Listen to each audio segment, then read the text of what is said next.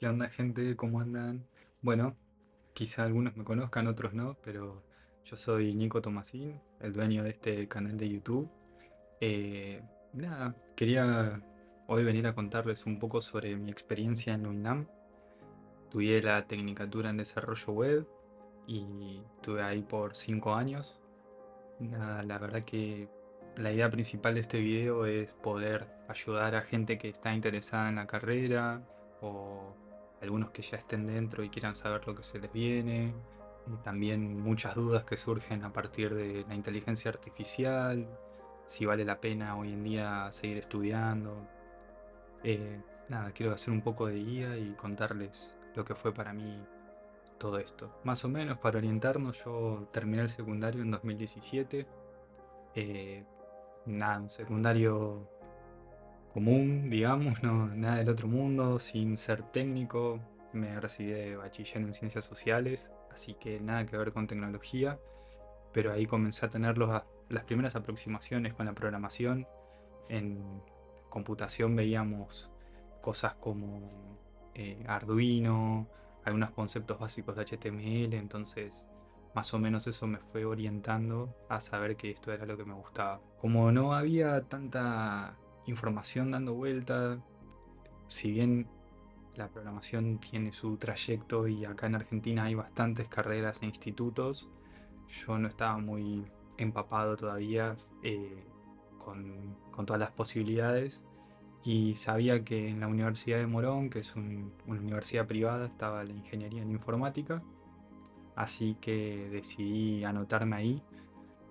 Bueno, después de probar un cuatrimestre entero, como quien dice, me terminé dando cuenta que no me gustaba tanto por el contenido en matemática que tenía. Era un contenido muy pesado, yo quería más que nada ver código, me entusiasmaba mucho eso. Además, investigaba por mi cuenta, era bastante autodidacta y tenía la ansiedad, como quien dice, de poder ir directo al grano. Así que termino dejando a mitad del año 18, más o menos, y me termino anotando en un curso de robótica como para matar el tiempo que hago en un lugar público acá en Ituzaingó. Em, Nada, la verdad que es un curso muy bueno que me sacó la ansiedad, por así decirlo, de ver algo un poco más práctico, menos teórico y menos matemática en lo posible. Y dejo pasar un tiempo, termino encontrando a la Universidad de La Matanza. Esto fue eh, en el 2019. Encuentro que tiene una tecnicatura en desarrollo web que me gusta bastante, el cronograma, las materias, lo que se veía. Entonces me decidí a anotar, pero me encuentro con que se me habían pasado las fechas. Entonces ese primer cuatrimestre del 19 quedó completamente libre sin poder hacer nada. Ya para el segundo cuatrimestre me anoto al ingreso, que no me anoté al intensivo. La UNAM tiene dos modalidades, una que es intensiva y ves las tres o cuatro, dependiendo de la carrera que quieras, las tres materias juntas. Perdón, en el intensivo ves las tres materias juntas y rendís las tres materias juntas en un lapso de una semana. O la modalidad normal, en la que ves una materia, rendís el final, ves otra materia, rendís el final, y así. En la Tecnicatura en Desarrollo Web son tres materias orientadas a la matemática, lamentablemente. En realidad son dos orientadas a la matemática y una de conocimiento general. Eh, Tenés matemática, simple, sin nada extraño, geometría y seminario. Nada, estas tres materias la verdad es que son bastante sencillas, no ves conocimientos muy profundos, no ves conocimientos complicados. Si el colegio secundario al que ibas tenía un nivel medianamente decente, es un conocimiento que lo podés adquirir rápidamente sin matarte las pestañas. Yo nunca me consideré una persona hábil con las matemáticas, sin embargo me fue bastante bien. En geometría sobre todo lo que me salvó fue hacerme un machete, como quien dice, no para hacer trampa en el examen, sino para memorizar todas las fórmulas. Es una materia muy orientada a fórmulas y la podés pasar muy tranquilamente si memorizas. No lo recomiendo para el resto de la carrera, pero para esa materia en particular, memorizar viene bastante bien. Un segundito. Nada, un poco ya en general, sin ir a las materias específicas de la carrera, termino arrancando en el 2020, justo cuando arranco, con toda la ilusión de ir a la carrera, conocer gente nueva y, y nada, desenvolverme en un ambiente un poco más decente que no sea el secundario. Arranca la pandemia, un tiempo estancado, sin actividades. Después la universidad se organizó muy rápido, la verdad, y tuvimos cursadas virtuales. Si bien en todo el año 2020 metí 4 materias, es una situación que no me sentí muy cómodo, la verdad. Si bien soy una persona que le gusta estar en su casa y le gusta cursar tranquilo desde su computadora y demás, es como que no era el momento ideal para que pase eso. Yo recién salí del secundario, estaba con... recién salí del secundario, no. En realidad no era el momento ideal porque yo estaba muy en pavote en estudiar como algo secundario y algo primario jugar al GTA. Arre. Eh, entonces desperdiciaba bastante tiempo, no le daba tanta bola. Entonces, si bien metí 4 materias, podría haber hecho más. Y la tecnicatura tiene un problema o una ventaja, que no tienen materias anuales como otras carreras. Son todas materias que están divididas. No sé, por ejemplo, tenés programación básica 1 y programación básica 2, en vez de tener programación básica secas y que dure todo el año. El problema es que eso hace que todas las materias sean correlativas entre sí. Se pueden dar situaciones en las que quedan materias colgadas que te terminan trabando el camino feliz, por así decirlo, para cursar. Entonces, nada, meter 4 materias estuvo bien, no me la bajó como quien dice, pero tampoco me sentía tan orgulloso de haber metido solo 4 materias. Pero bueno, cada persona a su ritmo, cada situación es diferente. Lo importante es seguir avanzando y agarrar viaje, como quien dice. Ya en el 21, sin pandemia, de vuelta a la presencialidad, por la naturaleza de nuestra carrera, muchas materias seguían siendo virtuales o eran solamente con una parte presencial, que eran los exámenes, y el resto de cursada virtual. Es lo que tiene de bueno o de malo nuestra carrera.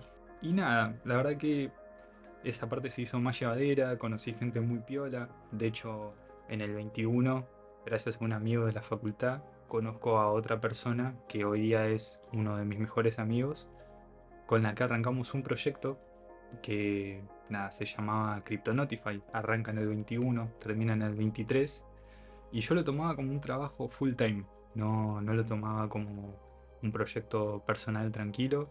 Me levantaba temprano, hasta las 5 de la tarde, después a la universidad. Nada, era el ritmo de vida de una persona que trabajaba sin el sueldo, básicamente. Y con el plus agregado, como uno lo hace por pasión, entonces muchas veces te desvelás, te quedas hasta tarde, volvés de la universidad y seguís. O sea, es una situación, digámosle, un poco más allá de tener trabajo, y sin embargo se me hizo bastante llevadero. De hecho, el proyecto funciona del 21 al 23, yo en el 21 y en el 22 meto 4 materias y 4 materias, y después en el 23 meto 3 únicamente, por 2 razones. La primera es que estaba llegando el periodo final del proyecto y estábamos a full intentando lanzarlos, terminar con las cosas más importantes y poder salir a producción. Además de eso, las materias que iba eligiendo no lo hice de una manera muy inteligente, que digamos, y me terminaron quedando bloqueadas por correlativas. Entonces en el 2023 tuve que hacer inglés y 2 materias para poder destrabar el resto, hasta que finalmente en el 24 hago 5 materias y las últimas ya. En el 24 me recibo. Pero bueno, la verdad que con esto quiero llegar al punto de que estudiar y trabajar, por lo menos con esta carrera, es sumamente viable. No, si bien requiere tiempo, uno tiene que practicar las cosas que te mandan en la universidad y tiene que ponerse horas culo, como dicen los profesores. Hay más de un profe que usa exactamente esa terminología para referirse a practicar las cosas en casa. Es necesario y es llevadero. Uno puede hacer varias cosas que no vas a colapsar. A comparación, por ejemplo, de la gente que estudia medicina que verdaderamente la pasa mal, nosotros tenemos algunas facilidades que hacen que podamos hacerlo más llevadero. Podemos practicar en una computadora, en una notebook, en la casa de un amigo, en la casa de un familiar. Mientras que tengamos un blog de notas, prácticamente podemos practicar lo que querramos y tenemos todo al alcance. Más hoy con la inteligencia artificial, que si tenés una duda te la despeja al toque. Creo que es una carrera que va bajando un poco su dificultad técnica, no porque sean menos difíciles los temas, sino porque tenemos más acceso a información. Una duda muy frecuente que creo que la gente tiene es, bueno, ¿y qué onda la matemática? O sea, uno ve el programa de ingeniería informática que lo relaciona con programación y ve que es pura matemática. En este caso, además de la del ingreso, matemática y geometría, hay una carrera, perdón, hay una materia dentro del cronograma que es matemática y no es muy compleja, no es muy avanzada. La mitad de la materia está relacionada con temas del secundario, inclusive extendiendo un poco lo que se ve en el ingreso, y la otra parte se ve, por ejemplo, vectores y esas cosas que son útiles para la carrera, la verdad. Uno no programa directamente vectores quizá, o como hacer páginas web, piensa que yo tengo que saber orientar un botón, no de vectores, pero tiene un sentido lógico de cómo uno piensa las cosas que, que es útil y termina siendo una sola materia al final, así que está, está bien. No, yo por lo menos no lo consideré, siendo una persona bastante que le huye a la matemática, no lo consideré como algo que quiera dejar o algo que me impida seguir estudiando. Así que por la matemática no se preocupen porque es llevadero, hay tutores, hay otros alumnos, se puede ir a profesor particular, hay 1,5 millones de posibilidades para poder aprobar eso. Em, Nada, después alguna otra pregunta que puede surgir es, ¿qué onda con la programación? ¿Qué onda con eh, las herramientas que uno aprende dentro de la carrera? Y nada, la verdad es que dentro de la carrera uno ve algunas cosas que podría considerar viejas. Yo en su momento lo cuestionaba y ahora un poco más de grande, digamos, un poco más maduro, llego a entender el porqué de las cosas. Se ve PHP, por ejemplo, se ve un poco de Angular, se ve un poco de Net, o bastante de Net en realidad, es una de las cosas que más se ve. Ve Java en programación básica. La verdad es que son todas tecnologías que quizá uno que está más metido en web dice, son cosas de old school. No ves React, no ves JavaScript, o lo que ves de JavaScript es muy ínfimo, no es la gran cosa. Entonces entra la mente a divagar y a decir, che, esto verdaderamente me sirve. Y la verdad es que sí, y no solo sí que te sirve, sino que hoy día, en el contexto de la inteligencia artificial, creo que sirve más todavía. Creo que tiene un sentido mucho más profundo, que es aprender las bases.